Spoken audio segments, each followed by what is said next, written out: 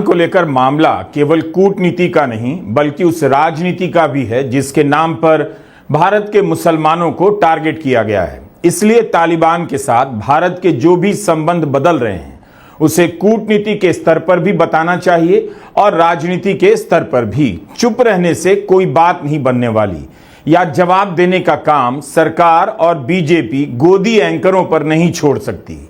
विदेश मंत्री एस जयशंकर तक ने इस पर कोई बयान जारी नहीं किया और न विदेश मंत्रालय की तरफ से जारी हुआ कि जिसे आतंकवादी कहा करते थे उसकी मेहमान नवाजी क्यों की गई, उसे बिरयानी क्यों खिलाई गई। तालिबान के विदेश मंत्री अमीर खान मुत्ताकी का नाम संयुक्त राष्ट्र सुरक्षा परिषद की 1988 की पाबंदी सूची में शामिल है।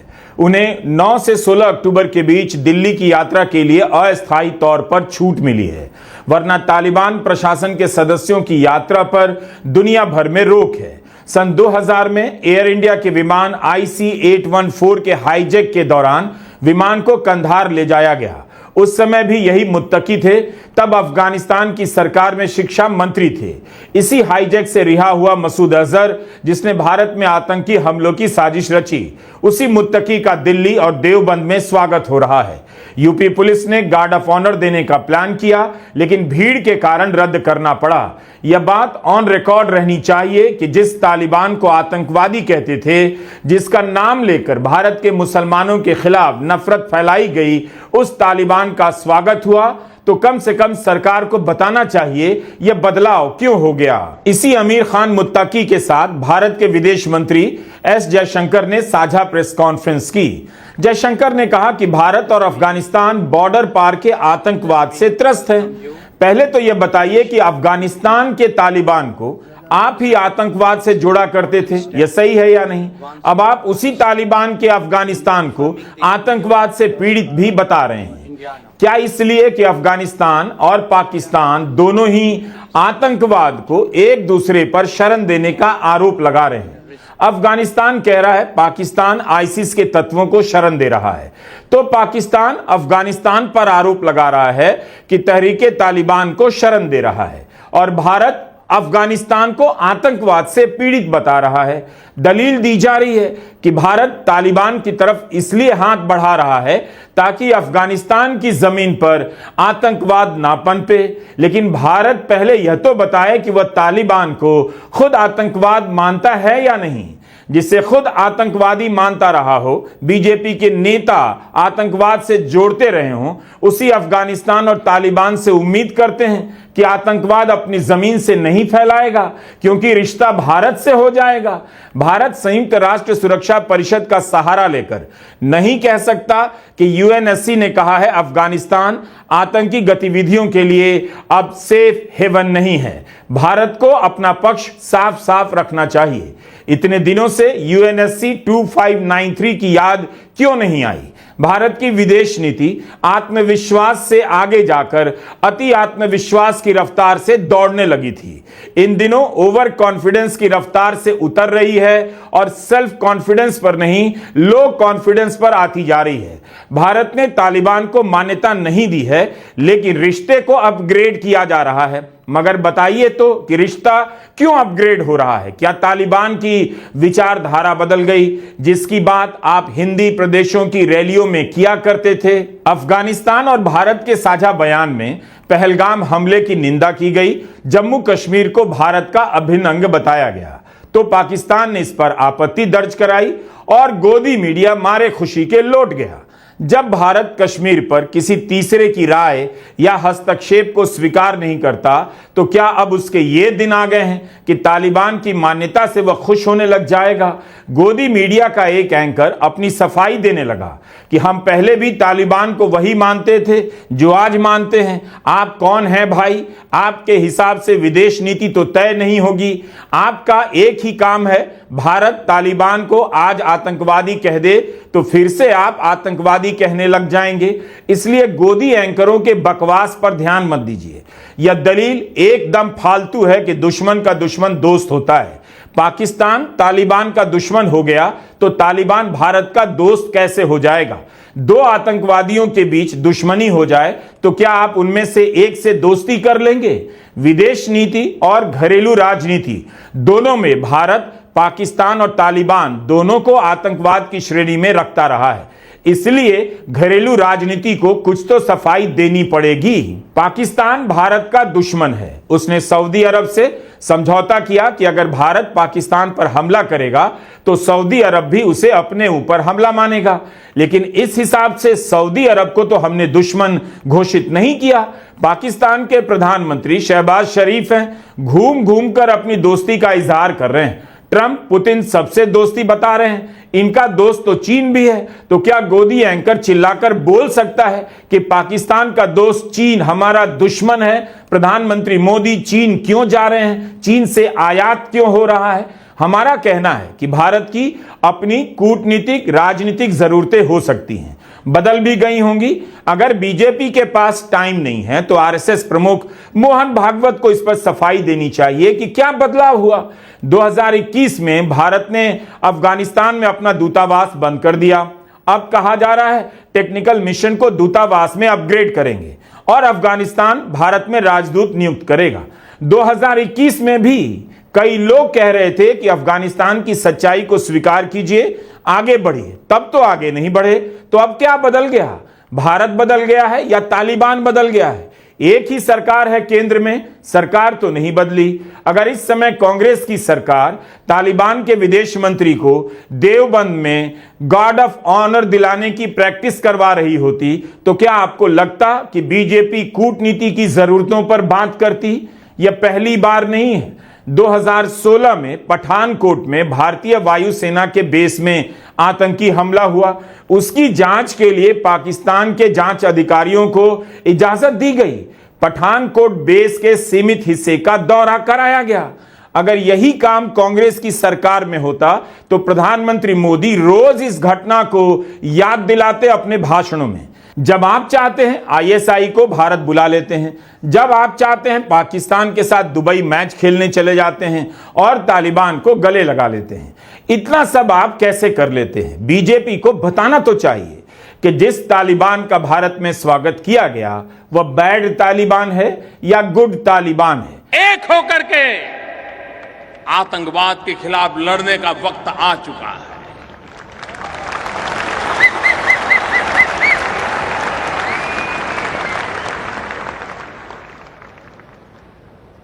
Good Taliban, bad Taliban, good terrorism, bad terrorism, ये अब चलने वाला नहीं है। हर किसी को तय करना पड़ेगा कि फैसला करो कि आप आतंकवाद के साथ हो कि आप मानवता के साथ हो। निर्णय करो।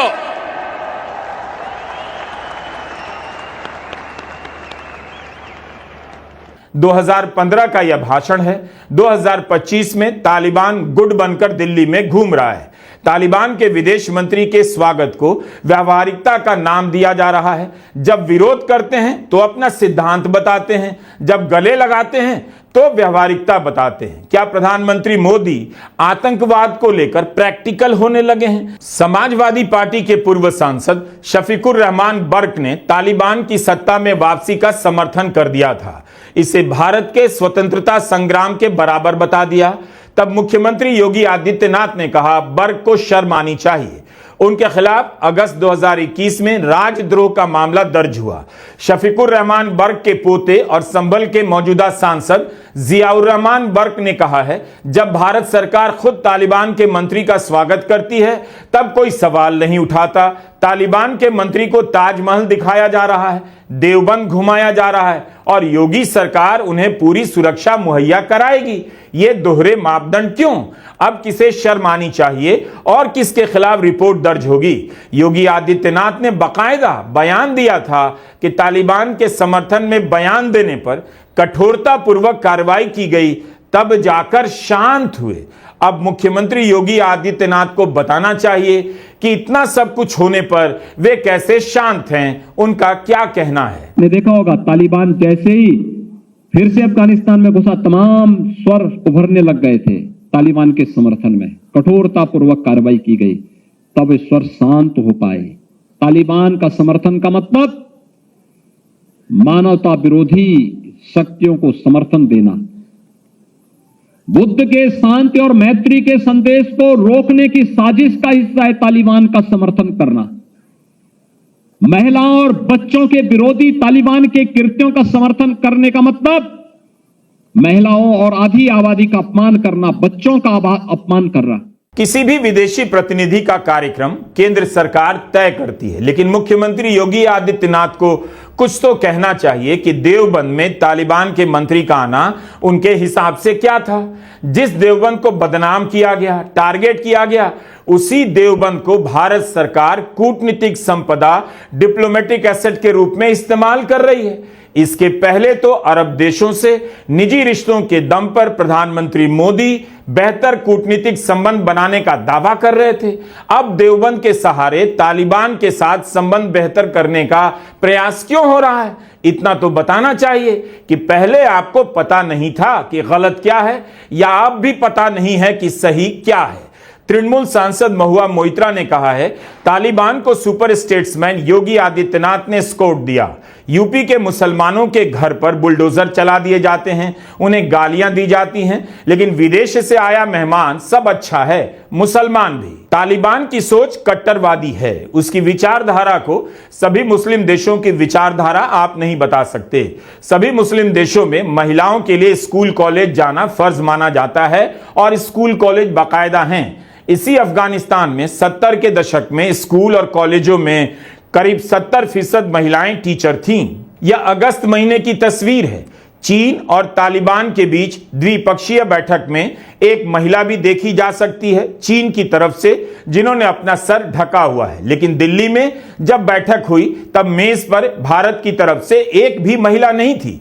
इसे लेकर सवाल उठा कि क्या भारत ने तालिबान का इस हद तक ख्याल रखा कि कोई महिला प्रतिनिधि उसकी तरफ से ना जाए, जबकि चीन के साथ बैठक में एक चीनी महिला प्रतिनिधि नजर आ रही है। अब तो खबर यह भी आ रही है कि भारत का जो डेलीगेशन था, ऑफिशियल डेलीगेशन, उसमें से भी महिलाओं को हटा दिया गया था। तालिबान की बातें हिंदुस्तान में क्यों मानी जा रही हैं? और एक बार सोचिए, अगर अभी विदेश मंत्री सुषमा स्वराज होती तो क्या ये मना कर देते उनसे बात करने के लिए? बेटियों की अस्मिता का इज्जत करना, सम्मान करना आपका दायित्व है मोदी जी। और अगर बेटियों के साथ कुछ गलत हो रहा है तो उस पर प्रतिकार करिए, हर बार की तरह मूक दर्शक मत बने रहिए। यह अलग बात है कि संघ और भाजपा महिला को दोयम दर्जे का नागरिक मानता है, लेकिन इस देश की होनहार बेटियां जो अपने दम पर विदेश मंत्रालय कवर करती हैं, इस मुकाम तक पहुंची हैं, उनको बैन कर देना कैसे सही माना जाएगा? और इस पर आपकी चुप्पी और भी निंदनीय है। यह सवाल इसलिए भी उठा क्योंकि 10 अक्टूबर को दिल्ली में तालिबान की प्रेस कॉन्फ्रेंस हुई। उसमें महिला पत्रकारों को नहीं बुलाया गया, केवल पुरुष पत्रकार बुलाए गए। इसे लेकर हंगामा मचा। राहुल गांधी, प्रियंका गांधी, महुआ मोइत्रा, अखिलेश यादव ने मोदी सरकार से सवाल पूछा कि महिला पत्रकारों को क्यों नहीं बुलाया गया। पुरुष पत्रकारों पर भी सवाल उठा कि उन्होंने क्यों नहीं बहिष्कार किया। भारत सरकार के मंत्रियों और बीजेपी के नेताओं ने क्यों नहीं इसका विरोध किया? विदेश मामलों को कवर करने वाली महिला पत्रकारों ने इस बात को लेकर विरोध किया। स्मिता शर्मा, सुहासिनी हैदर और अन्य ने जोर शोर से यह सवाल उठाया कि यह कैसे होने दिया गया है।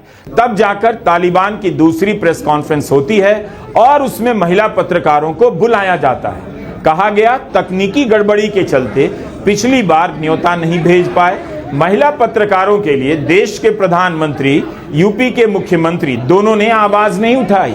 बीजेपी के अध्यक्ष या गोदी एंकरों ने नहीं बोला यह गलत हुआ। क्या मोदी सरकार इतनी प्रैक्टिकल हो गई है कि इस पर बोल ही नहीं पाई? Whether it's Iran, whether it's Syria, whether it is Saudi, women and young girls are not stopped from getting education, not stopped from going to schools and colleges. Why are you doing this, sir, in Afghanistan? When will they be allowed to go back and get their right to education? And secondly, do you have any regrets over the brutal killing of internationally acclaimed photojournalist and our colleague Danish Siddiqui? Modi सरकार के समर्थक और दक्षिणपंथी लोगों ने यहां तक समझाना शुरू कर दिया, इसमें भारत सरकार का क्या रोल हो सकता है। दूतावास में प्रेस कॉन्फ्रेंस हुई और दूतावास में अफगानिस्तान का अधिकार क्षेत्र लागू होता है, नियम लागू होता है। इसमें भारत सरकार क्या कर सकती है? इतनी आसानी से इस सवाल को साइड कर दिया गया। तभी लोग मुख्यमंत्री योगी आदित्यनाथ का पुराना भाषण निकाल लाए, जिसमें वे तालिबान के राज में महिलाओं के साथ क्रूरता की बातें कर रहे हैं। नहीं, आरक्षण आप लेके आएंगे, आप तो तालिबान का भी समर्थन कर रहे हैं।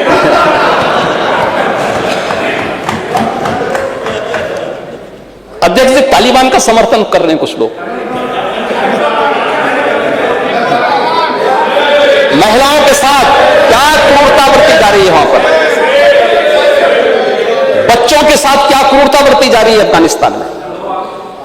लेकिन कुछ लोग बेशर्मी के साथ तालिबान का समर्थन किए जा रहे हैं, तालिबानीकरण करना चाहते हैं। ये सभी के चेहरे एक्सपोज किए जाने चाहिए समाज के सामने। लेकिन सवाल पूछने वाले अपनी जगह पर सही थे, उनकी जीत हुई। तालिबान को अपनी प्रेस कॉन्फ्रेंस में महिला पत्रकारों को बुलाना ही पड़ा। इसकी लड़ाई उन लोगों ने नहीं लड़ी जो नारी को देवी की तरह पूजने का दावा करते, वे चुप रह गए।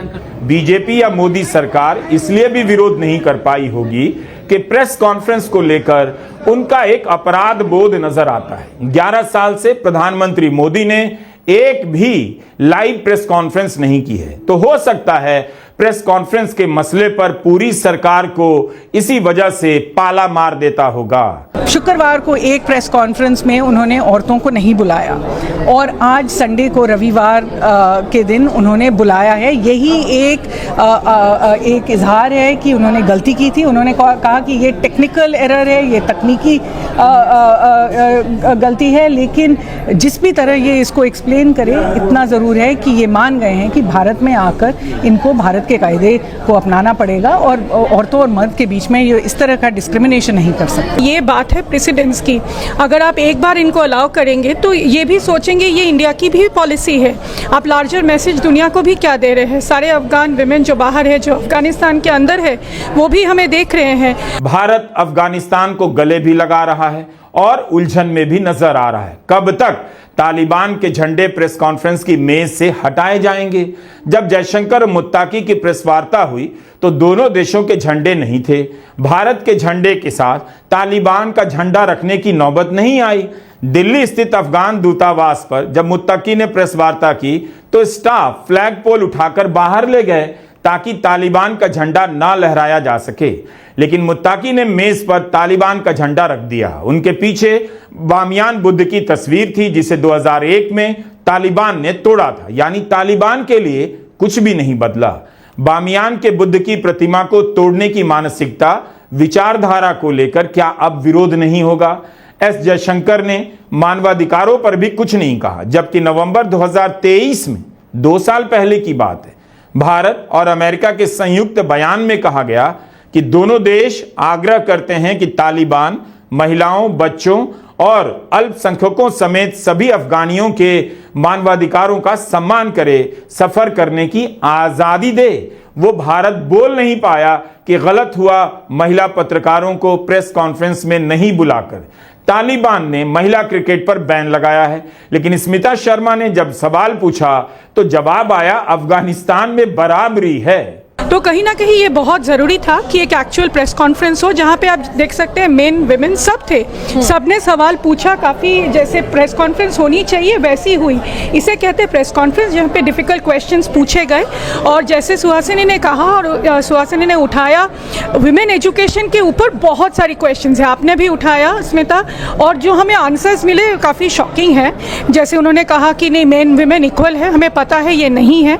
भारत दौरे से एक हफ्ता पहले तालिबान ने इंटरनेट और टेलीकम्युनिकेशन को बैन कर दिया। अफगानिस्तान में सोशल मीडिया बंद है, बैंक, स्वास्थ्य सेवाओं पर असर पड़ता है। अफगानिस्तान की जनता दुनिया से कट गई है। महिलाओं के लिए अपनी बात कह पाना नामुमकिन हो जाता है। पढ़ना लिखना जो इंटरनेट से भी हो सकता था, उस पर भी पाबंदी है। मतलब कुछ तो देख लेना चाहिए कि हम किस दुश्मन के दुश्मन को दोस्त बनाने जा रहे हैं।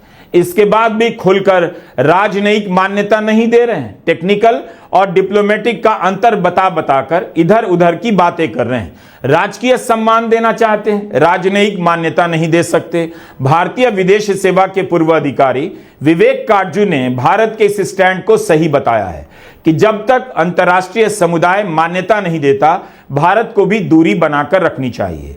इंडियन एक्सप्रेस में विवेक काटजू ने लिखा है, अफगानिस्तान में एक इंचार्ज जैसा नियुक्त किया जाएगा। ऐसा कर भारत अमेरिका को दिखा सकता है कि तालिबान को लेकर रूस और चीन की तरह उसका रुख नहीं है। द हिंदू के पत्रकार स्टैनली जॉनी ने तो यह भी लिखा है कि अगर अफगानिस्तान से रिश्ते बेहतर करने हैं तो ईरान से भी करने होंगे। ईरान में चाबहार पोर्ट के रास्ते भारत को अफगानिस्तान में सीधा एक्सेस मिलता है। पाकिस्तान को बाईपास किया जा सकता है, यानी भारत को पश्चिमी एशिया में अपनी जगह फिर से ढूंढनी होगी। विदेशी मामलों के जानकार पत्रकार कह रहे हैं, भारत को पश्चिमी एशिया में फिर से अपनी जगह ढूंढनी होगी। और भारत का गोदी मीडिया है कि तालिबान के एक दौरे से विश्वगुरु के विजय घोष का ऐलान करने लग जाता है। कूटनीति की नावें कितनी लहरों पर चलती हैं, इसीलिए कहा जाता है कूटनीति को, विदेश नीति को घरेलू राजनीति में नहीं लाना चाहिए। जो भी इसे भारत, रूस और चीन की तरफ से अमेरिका को आंख दिखाने का अभ्यास समझा रहा है, उसे यह बात बतानी चाहिए कि भारत अभी भी अमेरिका की चिंता कर रहा है। वह तालिबान को बुलाने के बाद भी रूस और चीन के स्टैंड से अलग अपना रुख अपना रहा है। ट्रंप पाकिस्तान को बढ़ावा दे रहे हैं, उनके इशारे पर सऊदी अरब और पाकिस्तान के बीच समझौता हुआ। चीन और पाकिस्तान के बीच रिश्ते गहरे हो चुके हैं। कोई यह तो समझाए कि इसकी भरपाई क्या तालिबान के साथ हाथ मिलाकर हो सकती है। कहा जा रहा है कि भारत चुप है क्योंकि उसे बिजनेस करना है।